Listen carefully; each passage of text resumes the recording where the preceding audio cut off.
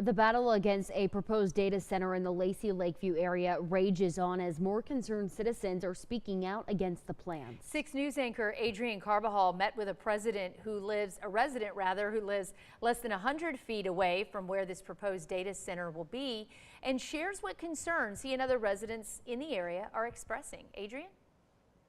Yeah, Lindsay Bailey. Chris Gravitt lives here in Elm Mott, which is about 5 miles away from Lacey Lakeview. Yet he says that it is he and his neighbors' properties that will see the direct impact of this data center. Much of the controversy Gravitt and his neighbors have is why this data center is being advertised as a Lacey Lakeview project when it is going to be built in the Ross Elm Mott area. He says in talks with his neighbors, they are worried about pollution, noise, and most importantly, water usage that would be needed to support the center.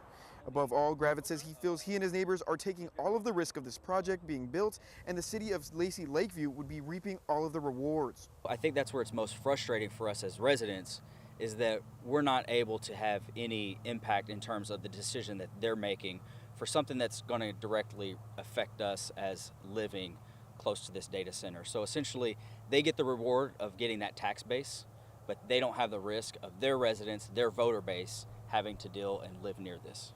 Gravitt added he and his neighbors just want more transparency from the city about how this is going to work, and says they have even proposed other locations for a center that would be less of a burden to residents.